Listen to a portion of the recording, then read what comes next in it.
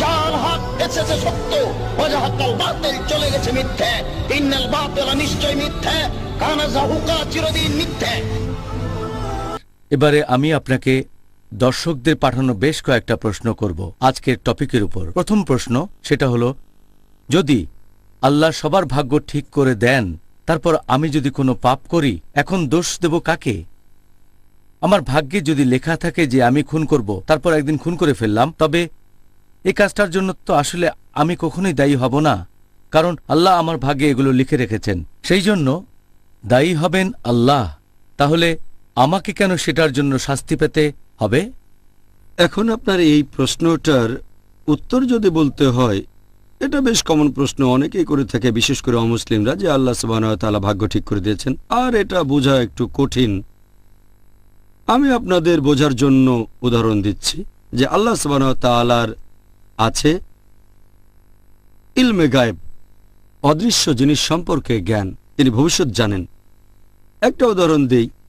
ধরেন একটা ক্লাসে একজন টিচার আছেন যিনি ছাত্রদের পড়ান। 1 বছর যাওয়ার পরে, পরীক্ষা শুরু হওয়ার আগে, টিচার অনুমান করলেন যে এই ছেলেটা পরীক্ষায় ফার্স্ট ক্লাস ফার্স্ট হবে, এই ছেলেটা সেকেন্ড ক্লাস পাবে, এই ছেলেটা পরীক্ষায় ফেল করবে। যখন পরীক্ষা হয়ে গেল, তারপর রেজাল্ট বের হলো, ছাত্র এ ফার্স্ট ক্লাস ফার্স্ট হলো, ছাত্র বি পেল সেকেন্ড ক্লাস, ছাত্র সি ফেল করলো।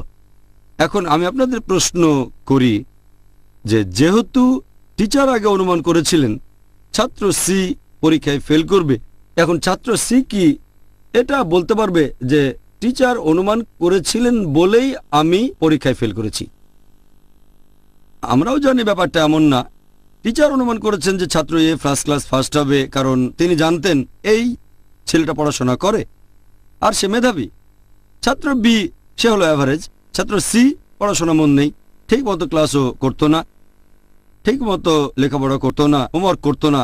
এইসব দেখে টিচার অনুমান করেছিলেন যে ছাত্র সি ফেল করবে, কিন্তু ছাত্র সি টিচারকে দোষ দেবে না যে টিচার অনুমান করেছিলেন আমি ফেল করব, সেজন্যই আমি ফেল করেছি।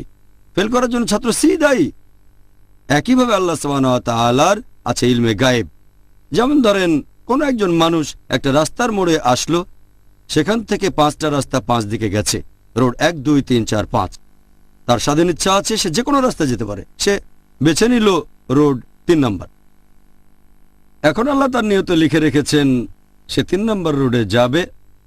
ব্যাপারটা এমন না যে আল্লাহ লিখে রেখেছেন বলেই সে এই রাস্তায় যাচ্ছে, আসলে সেরকম না। যেহেতু সে 3 নাম্বার রুট বেছে নেবে, তাই আল্লাহ তাআলা আগে থেকেই লিখে রেখেছেন, কারণ আল্লাহর আছে ইলমে গায়েব। যেভাবে টিচার অনুমান করেছিলেন, এখানে আল্লাহ জানেন লোকটার স্বাধীন ইচ্ছা আছে, সে যে কোনো রাস্তা বেছে নিতে পারে, 5টা রাস্তার মধ্যে যে কোনোটা, কিন্তু গেল 3 নম্বর রোডে। আল্লাহ আগে থেকে জানেন লোকটা 3 নম্বর রোডেই যাবে, সেজন্য আল্লাহ তার তকদিরে লিখে রাখলেন সে যাবে 3 নম্বর রোডে। এরপর 3 নম্বর রাস্তা দিয়ে যাচ্ছে, কিছুক্ষণ পরে আরেকটা মোড়ের সামনে আসলো, 1 2 3 নম্বর রাস্তা বেছে নিল। যেহেতু সে 3 নম্বর রাস্তা বেছে নেবে, আল্লাহ এটা আগে থেকে জানতেন, তারা আছে ইলমে গায়েব। আল্লাহ লিখলেন কিছুক্ষণ সময় পরে লোকটা আরেকটা মোড়ে আসবে, আর সে লোকটা আবার 3 নম্বর রাস্তাটা বেছে নেবে। ব্যাপারটা এমন না যে আল্লাহ তার তকদিরে লিখেছেন 3 নম্বর রাস্তায় যাবে, এজন্যই সে 3 নম্বর রাস্তায় যাচ্ছে। যেহেতু সে 3 নম্বর রাস্তায় যাবে, আল্লাহ আগেই লিখে রেখেছেন। এটা বোঝা একটু কঠিন, তবে আল্লাহ তাআলার রয়েছে ইলমে গায়েব। একইভাবে একজন লোক যদি জীবিকা উপার্জন করতে চায়, তার সামনে অনেক উপায় আছে। হয় সে চেষ্টা করে যেতে পারে, পরিশ্রম করতে পারে, কোনো সৎ কাজ করে টাকা উপার্জন করতে পারে, অথবা ডাকাতি করতে পারে, চুরি করতে পারে। এটা তার ইচ্ছা, সে ঠিক করলো সে চুরি করবে। আল্লাহ আগে থেকে জানেন যে 25 বছর বয়সে তার সামনে টাকা উপার্জনের সদ উপায় থাকবে, অথবা চুরি করবে, কিন্তু সে চুরি করবে। যেহেতু আল্লাহ আগে থেকে জানেন লোকটা চুরি করবে, সেজন্য তার তকদিরে লিখলেন সে চুরি করবে। ব্যাপারটা এমন না যে আল্লাহ লিখেছেন বলে লোকটা চুরি করছে, যেহেতু সে চুরি করবে তাই আল্লাহ আগে লিখেছেন। একইভাবে একটা লোক হয়তো খুন করলো, এটা তার ইচ্ছা, সে চাইলে খুন নাও করতে পারে, অথবা চাইলে খুন করতে পারে, এটা তার হাতে, আর সে খুন করলো। এখানে দোষটা কার? দোষ সেই মানুষটার। তাহলে আমরা বুঝতে পারছি যে আল্লাহর আছে ইলমে গায়েব। আর সেজন্যই উর্দুতে একটা কথা আছে, একটা শায়ের আল্লামা ইকবালের, বলা হয়েছে खुद ही को कर इतना बुलंद कि हर तकदीर के पहले खुदा अपने बंदे से खुद पूछे बताते रजा क्या है। যার মানে নিজেকে এতই মহান করে তোলো যে আল্লাহ তোমার নিয়তি লেখার আগে তোমাকে জিজ্ঞেস করবেন তোমার ইচ্ছাটা কি। আপনাকে অনেক অনেক ধন্যবাদ। আপনি খুব সুন্দরভাবে ব্যাখ্যা করেছেন। আশা করি আমাদের প্রশ্নকারী আর অন্যান্য দর্শকরাও এই ব্যাপারটা খুব ভালোভাবে বুঝতে পেরেছেন। দ্বিতীয় প্রশ্ন, এটা কতখানি সঠিক যে কিছু লোক এভাবে দোয়া করে যে হে আল্লাহ, আমি তোমাকে আমার নিয়তি বদলাতে বলছি না, বরং তার বদলে বলছি তুমি আমাকে এই পরীক্ষায় সাহায্য করো। আমি জানি যে অনেক মুসলিম এই দোয়াটা পড়ে, তবে এটা আল্লাহর কাছে দোয়া করার সঠিক নিয়ম না। কারণ আল্লাহ আমাদের বলেছেন যে আমরা তার কাছে প্রার্থনা করতে পারি, যে কোনো কিছু ক্ষমা প্রার্থনা করতে পারি, ভালো জিনিস চাইতে পারি। আমরা এটাও বলতে পারি যদিও আমাদের নিয়তিতে লেখা আছে যে খারাপ কিছু ঘটবে, অশুভ কিছু ঘটবে আমার জীবনে, তবুও ভালো জিনিস আমি চাইতে পারি। তাই এভাবে বলা ভুল যে আমি তোমার বিধান বদলাতে বলছি না, তবে আমাদের সাহায্য করো। আর পবিত্র কোরআনে বলা হয়েছে সূরা ফালাক অধ্যায় নম্বর 13, এখানে বলা হয়েছে যে কুল আউযু বিরাব্বিল ফালাক, বলো আমি আশ্রয় প্রার্থনা করছি এই ভোরের স্রষ্টার, তিনি যা সৃষ্টি করেছেন তার অনিষ্ট হতে। তাহলে আমরা আল্লাহর কাছে ক্ষমা প্রার্থনা করছি অনিষ্ট হতে আশ্রয়ের জন্য। এই হাদিসটা আছে সহিহ বুখারীতে খণ্ড নম্বর 9 বুক অব কদর হাদিস নাম্বার 6616। আমাদের নবী বলেছেন যে তোমরা আশ্রয় নাও আল্লাহ সুবহানাহু ওয়া তাআলার কাছে প্রাকৃতিক দুর্যোগের হাত থেকে বাঁচতে, খারাপ এবং অশুভ কাজের হাত থেকে এবং শত্রুর আনন্দ উল্লাস থেকে বাঁচতে। তাহলে কদর বদলানোর কথা আল্লাহ সুবহানাহু ওয়া তাআলার কাছে প্রার্থনায় বলতে পারেন। আমি এখানে একটা উদাহরণ দিচ্ছি যে ধরেন একজন ছাত্র কোনো একটা পরীক্ষা দিল আর পরীক্ষাটা ভালো হলো না, সে জানে সে ফেল করতে পারে। সে বাসায় এসে আল্লাহ সুবহানাহু ওয়া তাআলার কাছে দোয়া করলো, হে আল্লাহ সুবহানাহু ওয়া তাআলা আমাকে পাশ করিয়ে দাও। আর আল্লাহ সুবহানাহু ওয়া তাআলা তার দোয়া কবুল করলেন। এখন তার কদরে এটা লেখা আছে যে এই ছাত্রটা পরীক্ষায় ফেল করতে পারে। সে বাসায় এসে আল্লাহ তাআলার কাছে দোয়া করল। আল্লাহ তাআলা এটা জানেন যে কেউ তার কাছে প্রার্থনা করবে কি করবে না, আর আল্লাহ এটাও জানেন যে দোয়া কবুল করবেন কি না। তাহলে অরিজিনাল কদরে লেখা আছে সে পরীক্ষায় ফেল করবে। আল্লাহ এটাও আগে থেকে জানেন ছেলেটা বাসায় এসে আল্লাহর কাছে দোয়া করবে পাশের জন্য, যাতে সে পরীক্ষায় উত্তীর্ণ হতে পারে। আল্লাহ এটাও জানেন তিনি তার দোয়া কবুল করবেন, ছেলেটা পরীক্ষায় পাশ করবে। তাহলে এখানে কদর ঠিক আছে, সে পাশ করেছে, কিন্তু আগের কদর যেখানে লেখা আছে সে ফেল করবে, যখন দোয়া করলো তখন আগের কদরটা বদলে গেল। তবে আল্লাহর আছে ইলমে গায়েব যে ছেলেটা দোয়া করবে কি করবে না।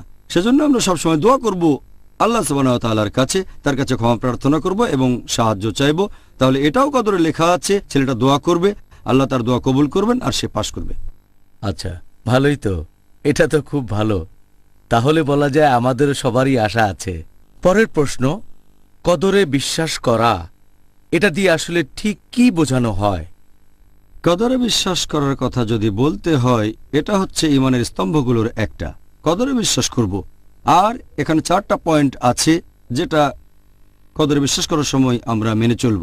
1 নাম্বার, আল্লাহ তাআলা সব কিছু জানেন। আল্লাহ তাআলা সব কিছু সম্পর্কে জানেন, অতীত, বর্তমান আর ভবিষ্যৎ। সাধারণ বিষয় আর খুঁটিনাটি সবকিছুই তিনি জানেন। অসীম থেকে অসীমের সবকিছুই তার জানা। তাহলে আল্লাহ একমাত্র যিনি সবকিছু জানেন, তার আছে ইলমে গায়েব। 2 নম্বর পয়েন্ট, আল্লাহ সুবহানাহু ওয়া তাআলা এগুলো রেখেছেন লিখে লৌহে মাহফুজে, একটা সংরক্ষিত ফলকে। আর এই 2টো পয়েন্ট কদর নিয়ে এটা আছে সূরা হজে অধ্যায় নম্বর 22 আয়াত নম্বর 70, যে তুমি কি জানো না আল্লাহ সুবহানাহু ওয়া তাআলা আকাশ ও পৃথিবীতে যা আছে সবই জানেন। নিশ্চয়ই সকলেই আছে একটা কিতাবে, আর তার নিকট এটা সহজ। তাহলে 1 নম্বর, আল্লাহ সবকিছু জানেন। 2 নম্বর, এটা রেকর্ড করা আছে সূরা হজে অধ্যায় নম্বর 22 আয়াত নম্বর 70। সহিহ মুসলিমের একটা হাদিস খণ্ড নম্বর 4 বুক অব কদর হাদিস নাম্বার 6416, যে আল্লাহর রাসূল বলেছেন, আল্লাহ পৃথিবী ও আকাশমণ্ডলী সৃষ্টির 50,000 বছর আগে বিশ্বজগৎ সৃষ্টির নির্দেশ দিয়েছেন। এছাড়া আরেকটা হাদিস আছে সুন্নান আবু দাউদে, খণ্ড নম্বর 3, হাদিস নাম্বার 4683, যে আল্লাহ সুবহানাহু ওয়া তাআলা প্রথমে সৃষ্টি করলেন একটা কলম, আর সেটাকে বললেন লেখো। কলম উত্তর দিল, হে প্রভু, আমি কি লিখব? তখন আল্লাহ সুবহানাহু ওয়া তাআলা লিখলেন এই কদর মহাবিশ্বের সবকিছুর, একেবারে শেষ সময় পর্যন্ত, শেষ বিচারের দিন শুরু হওয়ার আগে পর্যন্ত। এ হলো প্রথম দুটো পয়েন্ট। কদর পয়েন্ট নাম্বার 3 হচ্ছে যে যা কিছু ঘটে আল্লাহ সুবহানাহু ওয়া তাআলার ইচ্ছাতেই সেটা হয়, সবকিছু। আল্লাহ পবিত্র কোরআনে বলেছেন সূরা কাসাস অধ্যায় নম্বর 28 আয়াত নম্বর 68, আল্লাহ সুবহানাহু ওয়া তাআলা যা ইচ্ছা করেন তাই সৃষ্টি করেন। এরপর আছে সূরা ইব্রাহিম অধ্যায় নম্বর 14 আয়াত নম্বর 27, যে আল্লাহ যা ইচ্ছা করেন সেটাই করেন। এরপর আরও আছে সূরা বুরুজ অধ্যায় নম্বর 85 আয়াত নম্বর 16, আল্লাহ তাআলা সেটাই করেন যা ইচ্ছা করেন। তাহলে আমরা বুঝতে পারছি যে আল্লাহ সুবহানাহু ওয়া তাআলা যা ইচ্ছা করেন তাই করতে পারেন, তিনি যা ইচ্ছা করেন তাই করেন। আর এরপর কোরআন বলছে সূরা ইমরান অধ্যায় নম্বর 3 আয়াত নম্বর 6, যে আল্লাহ সুবহানাহু ওয়া তাআলা মাতৃগর্ভে যেভাবে ইচ্ছা তোমাদের আকৃতি দেন। পবিত্র কোরআনে সূরা নিসা অধ্যায় নম্বর 4 আয়াত নম্বর 90, যে আল্লাহ যদি চাইতেন তাহলে তাদেরকে ক্ষমতা দিতেন, তারা তোমাদের সাথে যুদ্ধ করত। এরপর হচ্ছে সূরা আনাম অধ্যায় নম্বর 6 আয়াত নম্বর 112, আল্লাহ সুবহানাহু ওয়া তাআলা বলেছেন যদি আল্লাহ চাইতেন তাহলে তারা এটা করত না। কদরের ব্যাপারে 4 নম্বর পয়েন্ট হলো যা কিছু ঘটবে তার সবকিছুই আল্লাহ তাআলার সৃষ্টি, যা কিছু ঘটবে তার সবকিছু সৃষ্টি আল্লাহ তাআলার। আর আল্লাহ পবিত্র কোরআনে বলেছেন সূরা জুমার অধ্যায় নম্বর 39 আয়াত নম্বর 62, যে আল্লাহ তাআলা হলেন সবকিছুর স্রষ্টা আর তিনি হলেন সবকিছুর অভিভাবক, সবকিছুর কর্মবিধায়ক। এছাড়াও আল্লাহ কোরআনে বলেছেন সূরা ফুরকান অধ্যায় নম্বর 25 আয়াত নম্বর 2, যে আল্লাহ সুবহানাহু ওয়া তাআলা আকাশমণ্ডলীয় পৃথিবী সৃষ্টি করেছেন যথাযথ অনুপাতে। এরপর পবিত্র কোরআনে সূরা সাফফাত অধ্যায় নম্বর 37 আয়াত নম্বর 96, আল্লাহ সৃষ্টি করেছেন তোমাদের আর তোমরা যা কিছু তৈরি করো। এখন সবকিছু সৃষ্টি করেছেন আল্লাহ সুবহানাহু ওয়া তাআলা এবং এই মহাবিশ্বের সবকিছু তিনি নিয়ন্ত্রণ করেন। তার মানে কিন্তু এই না যে মানুষের স্বাধীন ইচ্ছায় তিনি বাধা দেন। আমাদের স্বাধীন ইচ্ছা আছে, কোরআনের অনেক জায়গায় সহিহ হাদিসে এই প্রসঙ্গে বলছে যে আমাদের স্বাধীন ইচ্ছা আছে, শরিয়া এই কথা বলছে, আর আমরাও জানি দৈনন্দিন জীবনে আমরা স্বাধীন ইচ্ছা প্রয়োগ করি। এছাড়াও আল্লাহ পবিত্র কোরআনে বলেছেন সূরা বাকারা অধ্যায় 2 আয়াত নম্বর 223, এখানে স্ত্রী সহবাসের কথা বলছে যে তোমরা তোমাদের শস্য ক্ষেত্রে গমন করতে পারবে যেভাবে ইচ্ছা, তার মানে স্বাধীন ইচ্ছা। এরপরে আরও আছে সূরা তাগাবুন অধ্যায় নম্বর 64 আয়াত নম্বর 16, যে তোমরা আল্লাহকে যথাসাধ্য ভয় করো, তার কথা শোনো এবং মেনে চলো। এছাড়া আরও আছে সূরা বাকারা অধ্যায় 2 আয়াত নম্বর 286, যে আল্লাহ সুবহানাহু ওয়া তাআলা কারো উপরেই তার সাধ্যের অতিরিক্ত দায়িত্ব অর্পণ করেন না। ভালো যা কিছু উপার্জন করে সে প্রতিফল তার, আর মন্দ যা করে সে প্রতিফল তার জন্য। এটার ভিত্তিতে বলা যায় প্রত্যেক মানুষের স্বাধীন ইচ্ছা আছে। আর আমাদের দৈনন্দিন জীবনেও এটা দেখি, যেমন ধরেন আল্লাহ সুবহানাহু ওয়া তাআলা কিছু জিনিস আগে ঠিক করে রেখেছেন, তিনি আগে ঠিক করে রেখেছেন মৃত্যুর ব্যাপারটা আর জন্মের ব্যাপারটা, এগুলো বাদে সব জায়গায় আল্লাহ স্বাধীন ইচ্ছা দিয়েছেন। আমি চাইলে হাত উপরে তুলতে পারি অথবা হাত নামাতে পারি, আমি চাইলে হাঁটাচলা করতে পারি অথবা বসতে পারি, এটা আমার ইচ্ছা। তবে কিছু জিনিস যেমন ধরেন আমাদের হার্টবিট, এটা চলে আল্লাহ সুবহানাহু ওয়া তাআলার ইচ্ছায়। আমি যদি চাই হার্টবিট বন্ধ করব, সেটা আমি পারবো না। আর শীত লাগলে আমরা ঠান্ডায় কাঁপি, আমি চাইলে কাঁপুনি বন্ধ করতে পারবো না, এটা আল্লাহ সুবহানাহু ওয়া তাআলার ইচ্ছা। তাহলে আল্লাহ মানুষকে স্বাধীন ইচ্ছা দিয়েছেন, সেজন্য মানুষ যদি কোনো খারাপ কাজ করে, কোনো পাপ করে, এজন্য সে দায়ী নিজে। আল্লাহ পবিত্র কোরআনে আমাদের নির্দেশ দিয়েছেন কোনটা ভালো আর কোনটা খারাপ। জাযাকাল্লাহ খায়ের।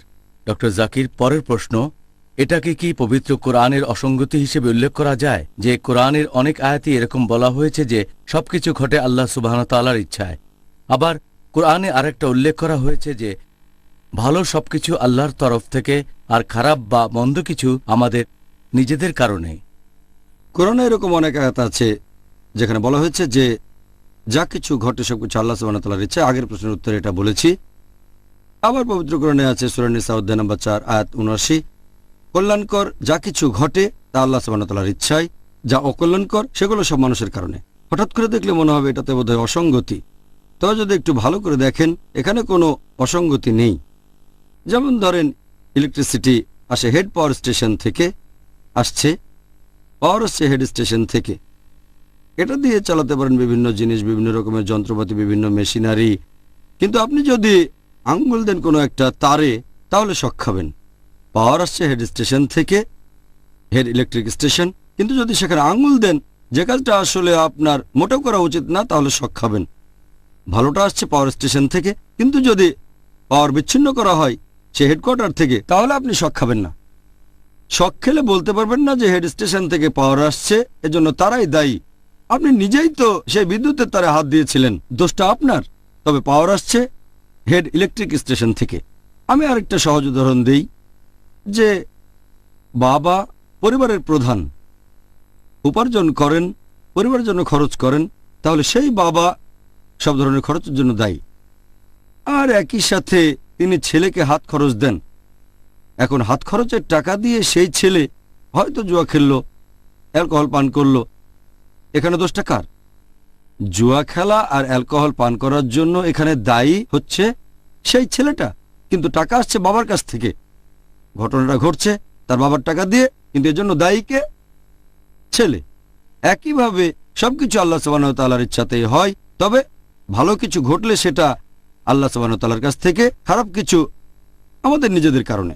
আশা করি এই উদাহরণে আপনারা এটা বুঝতে পারবেন যে এই আয়াত দুটোতে কি বলা হয়েছে। এটা অসঙ্গতি নয়, বরং এখানে পরিষ্কার করা হয়েছে। আচ্ছা, ধন্যবাদ ডক্টর জাকির। আপনি খুব সুন্দরভাবে উত্তর দিয়েছেন, আর আমাদের দর্শকরাও এটা ভালোভাবে বুঝতে পারবেন ইনশাআল্লাহ। ডক্টর জাকির, আজকের অনুষ্ঠানে আপনার কাছে আমার শেষ প্রশ্ন হচ্ছে যে একজন মুসলিমের জীবনে কোনো বিপর্যয় আসলে সে তখন কিভাবে তার সামনে দাঁড়াবে? তার নিয়তিতে লেখা এই বিপর্যয়কে সে কিভাবে মোকাবেলা করবে? এ ব্যাপারে আগেও বলেছি, যখন একজন মানুষের জীবনে কোনো বিপর্যয় এসে হাজির হয়, সেটা হয় একটা পরীক্ষা, নয়তো একটা শাস্তি। যদি এটা হয় শাস্তি, একথা আছে সূরা হুদ অধ্যায় 11 আয়াত 82, আল্লাহ সুবহানাহু ওয়া তাআলা 2 জনপদকে উল্টে দিয়েছিলেন, কওমে লূত, এবং তাদের উপর ক্রমাগত প্রস্তর কঙ্কর বর্ষণ করেছিলেন। তার মানে এটা ছিল শাস্তি। যদি শাস্তি হয়ে থাকে, তাহলে সেই লোক আল্লাহ তাআলার কাছে ক্ষমা প্রার্থনা করবে এবং তওবা করবে। সেই খারাপ কাজ করা তখনই বন্ধ করবে, পাপ থেকে বিরত থাকবে, প্রতিজ্ঞা করবে যে আর কখনো করবে না। যদি ক্ষতিটা পূরণ করা যায় তাহলে সে চেষ্টা করবে, আর আল্লাহর কাছে ক্ষমা চাইবে।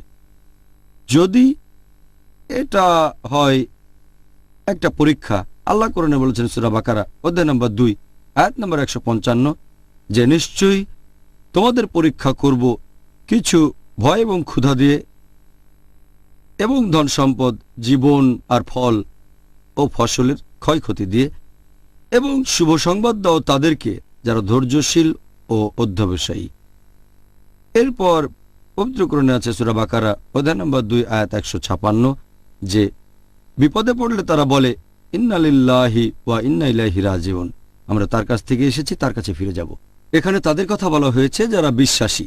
যদি কোনো রকম বিপর্যয় আসে, যদি সে ভুল করে অথবা যদি সে কোনো পাপ কাজ করে, তাহলে তওবা করবে আর ক্ষমা প্রার্থনা করবে। যদি পরীক্ষা হয় তাহলে সে ধৈর্য ধরে থাকবে, আর সে তখন সবুর করবে আর বলবে ইন্না লিল্লাহি ওয়া ইন্না ইলাইহি রাজিউন। যেমন ধরেন একজন লোক হয়তো মারা গেল অথবা সে অসুস্থ হয়ে পড়ল, তখন আমরা বলবো যেটা কোরআনে আছে, ইন্না লিল্লাহি ওয়া ইন্না ইলাইহি রাজিউন, আমরা তার কাছ থেকে এসেছি, তার কাছে ফিরে যাব।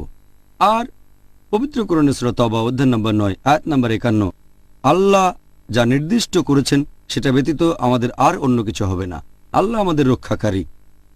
আর মুমিনদের বলো তারা যেন আল্লাহ সুবহানাহু ওয়া তাআলার উপর নির্ভর করে। এরপর আরো আছে সূরা তাগাবুন অধ্যায় নম্বর 64 আয়াত নম্বর 11, আল্লাহ তাআলার অনুমতি ব্যতীত কোনো বিপদই কখনোই আমাদের উপর আপতিত হয় না, এবং কেউ আল্লাহকে বিশ্বাস করলে আল্লাহ তার অন্তরকে সুপথে পরিচালিত করেন। এরপর কোরআনে আছে সূরা জুমার অধ্যায় নম্বর 39 আয়াত নম্বর 10, যে যারা ধৈর্যের সাথে অধ্যবসায়ী হয় তাদের জন্য রয়েছে অপরিমিত পুরস্কার। এরপর পবিত্র কোরআনে সূরা বাকারা অধ্যায় নম্বর 2 আয়াত নম্বর 153, या अय्युहल्लज़ीना आमनुस्तईनु बिस्सब्रि वस्सलाह इन्नल्लाहा मअस साबिरीन।